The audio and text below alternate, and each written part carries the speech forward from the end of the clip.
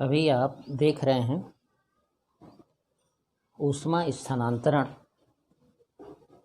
ऊष्मा स्थानांतरण को समझने के लिए एक छोटी सी चीज़ हम आपको बता रहे हैं। ऊष्मा स्थानांतरण पहली बात की है क्या। जैसे देखिए, अगर कोई वस्तु आपकी है ना, तो याद रखिए कि अगर इस वस्तु का गर्म कर रहे हैं तो ये सिरा का टेम्परेचर सबसे पहले बढ़ता है, फिर धीरे धीरे वो इस तरफ चलती है, यानी ऊष्मा इस तरफ जाती है। तो वस्तु का तापांतर के कारण याद रखिएगा, जब ये ताप इक्वल हो जाएगा तो ऊष्मा संचरित ही नहीं होती। यानी तापांतर बहुत ज़रूरी है वस्तु में कि तापांतर हो, तब ऊष्मा एक जगह से दूसरे जगह जाती है ना, एक ही वस्तु में ट्रांसफ़र होती है। तो किसी वस्तु या निकाय में तापांतर के कारण ऊष्मा का एक स्थान से दूसरे स्थान तक प्रवाहित होना, है ना, इस क्रिया को हम क्या कहते हैं? ऊष्मा का स्थानांतरण कहते हैं। ठीक है। एक और अच्छी बात कि ऊष्मा स्थानांतरण तभी संभव है जब वस्तु का जो ताप हो उसमें अंतर हो। अगर ये टेम्परेचर T1 है, ये टेम्परेचर T2 है और T1 बराबर अगर T2 हुआ तो ऊष्मा स्थानांतरण नहीं होगा। और अगर T1 का मान बड़ा हो T2 से तो भी ऊष्मा का स्थानांतरण नहीं होगा, होगा, क्योंकि ये बड़ा होगा तो ऊष्मा इस तरफ चलेगी। ठीक है। और इसका टेम्परेचर अगर कम हुआ और इसका ज़्यादा हो गया तो ऊष्मा इस साइड नहीं जाएगी। ठीक है। तो किसी वस्तु या निकाय में तापांतरण के कारण ऊष्मा एक स्थान से दूसरे स्थान को प्रवाहित होने की क्रिया को हम क्या कहते हैं? ऊष्मा स्थानांतरण कहते हैं। याद रखिएगा, ऊष्मा सदैव उच्च ताप से निम्न ताप की ओर जाता है। ठीक है, उच्च ताप से निम्न ताप की ओर चलता है। दूसरी बात है, ऐसे चलने की जो क्रिया है, यानी ऊष्मा स्थानांतरण की जो विधि होगी वो आपकी 3 तरह की होती है। एक चालन, कंडक्शन कहते हैं, संवहन, कन्वर्सेक्शन कहते हैं, विकिरण, रेडिएशन कहते हैं। तीनों को ज़रा ठीक से समझिएगा। चालन क्या है? जैसे मान लीजिए ये वस्तु है आपकी, है ना, वस्तु है और ये अणुओं से बनती है ना। तो जब हम इसको गर्म करते हैं तो ये अणु जो होते हैं ऊष्मा को अवशोषित करके अपने बगल वाले अणु को ऊष्मा ट्रांसफ़र करते हैं, यानी देते हैं। और ये गर्म होगा तो इसको ट्रांसफ़र करेगा और ऐसे देगा। तो कहने का मतलब है कि अणु अपनी स्थान पर रहता है ना, और ऊष्मा अपने बगल वाले अणु को ट्रांसफ़र करता है। इस तरह से ऊष्मा पूरे भी वस्तु में जाती है। इस क्रिया को कहते हैं ऊष्मा चालन। यानी एक शब्द में हम ऐसा कह सकते हैं कि ऊष्मा स्थानांतरण की ऐसी क्रिया जिसमें वस्तु के कण कहिए या अणु कहिए, अणु अपना स्थान नहीं छोड़ते, है ना, परंतु अपनी ऊष्मा पास के अणु को देते हैं। ठीक है ना। ऐसी क्रिया है स्थानांतरण की जिसमें वस्तु के कण अपना स्थान नहीं छोड़ते, लेकिन अपने पास वाले अणु को क्या करते हैं? ऊष्मा देते हैं, और इस तरह आगे बढ़ती। एक सिंपल वे में हम आपको एक चीज़ समझाना चाहते हैं। जैसे मान लीजिए कि ये 4 बच्चे हैं, है ना, और आप हैं जो इन 4 बच्चों को कुछ देना चाहते हैं। ठीक है। तो करने का तरीका होगा, देने का तरीका ये होगा कि आप एक बच्चे को, पहला तरीका ये होगा कि आप एक बच्चे को दें और वो ट्रांसफ़र करता हुआ लास्ट वाले बच्चे तक सामान पहुंच जाए। ठीक है। और एक तरीका ये भी हुआ कि आप इस बच्चे को दें, है ना, और ये बच्चा यहाँ से हट जाए, ये बच्चा यहाँ आए और उष्मा ले, और फिर ये भी ले ले तो यहाँ से हट जाए, फिर ऐसे। और एक तरीका ये होता है कि हम यहाँ से डायरेक्ट इसको दें, डायरेक्ट इसको दें, डायरेक्ट इसको दें और फिर इसको दे दें। ये क्रिया, यानी एक क्रिया में आप एक को दिए, आपने धीरे धीरे वो ट्रांसफ़र किया।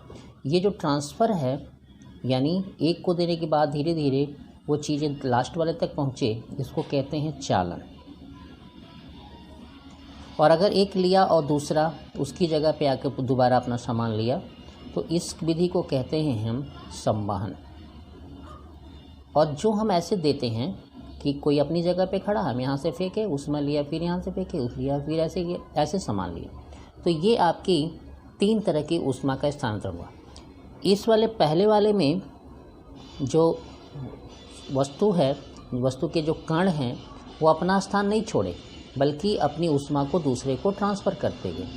दूसरे वाले में वो अपना स्थान छोड़ दिए और उसकी जगह पे दूसरा आकर के अपनी ऊष्मा को ग्रहण किया, तो इसको कहते हैं हम संवहन।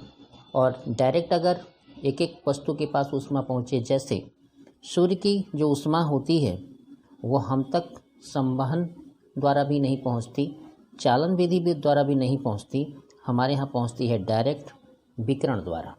ठीक है, तो याद रहेगा। तो ये तो आपकी हो गई। संवहन किसे कहते हैं? संवहन में ये होता है कि आपकी ऊष्मा, जो आप ऊष्मा दे रहे हैं, उसे पदार्थ का अणु क्या करे, ग्रहण करेगा और क्या करेगा, स्वयं स्थानांतरित होगा। यानी इसमें क्या होगा कि वस्तु का अणु या कण स्वयं स्थानांतरित हो जाएगा, स्थानांतरित होकर हो जाएगा, है ना, और दूसरा अणु उसके स्थान पर आएगा, स्थान पर आकर ऊष्मा को क्या करेगा, ग्रहण करेगा। विकिरण में क्या होगा कि स्थानांतरण नहीं होगा। यह जो प्रक्रिया होगी, इसमें ऊष्मा बिना किसी माध्यम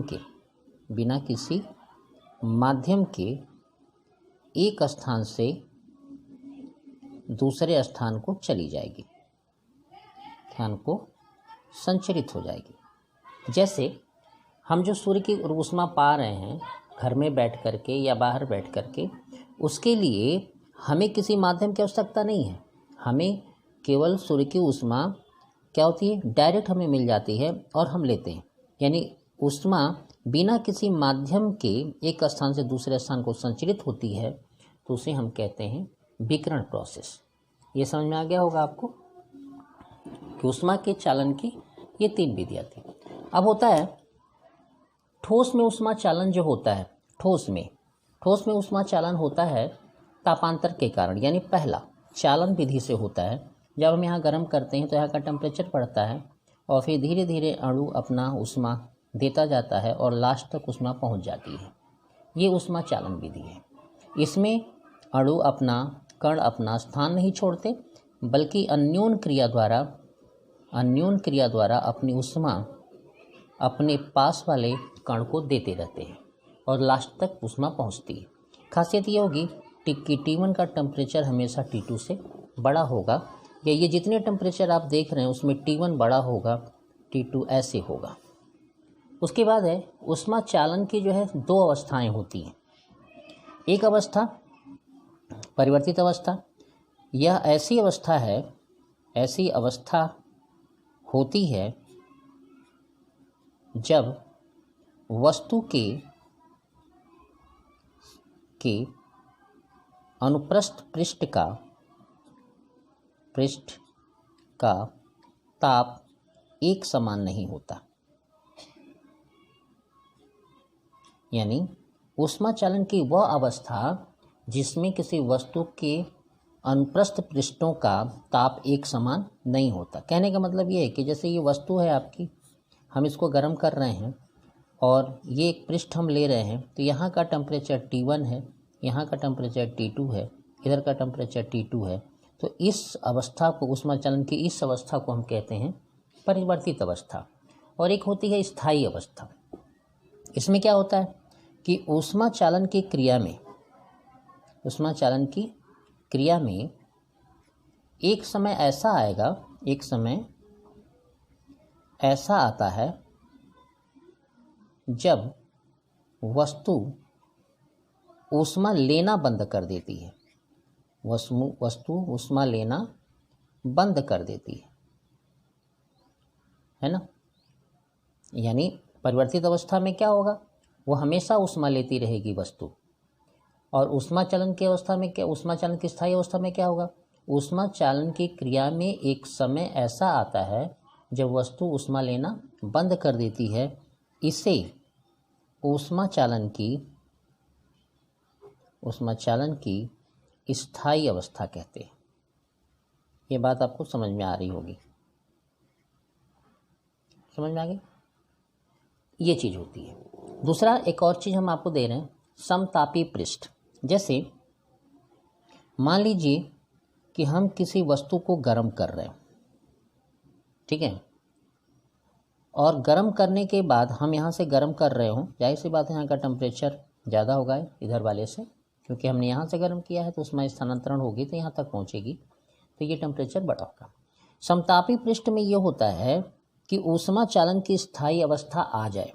ऊष्मा चालन की कौन सी अवस्था लेनी है हमको, चालन की स्थायी अवस्था में वह अनुप्रस्थ काट पृष्ठ जिसके समस्त बिंदुओं पर ताप समान होता है, ठीक है ना। ताप क्या होता है, समान होता है। इस पृष्ठ को समतापी पृष्ठ कहते हैं।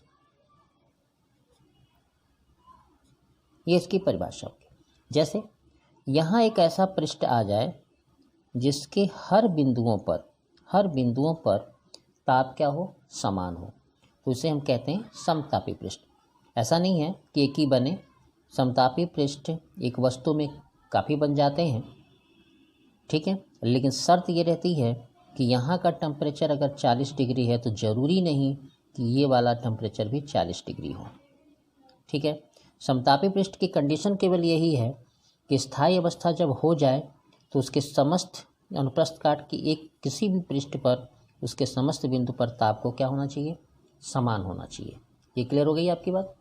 दूसरी चीज़ है ताप परिवर्तन। चलिए ये अगले वीडियो में हम लोग देखेंगे, फिलहाल आप इतना देख लीजिए। आपने क्या क्या देखा ये जान लीजिए।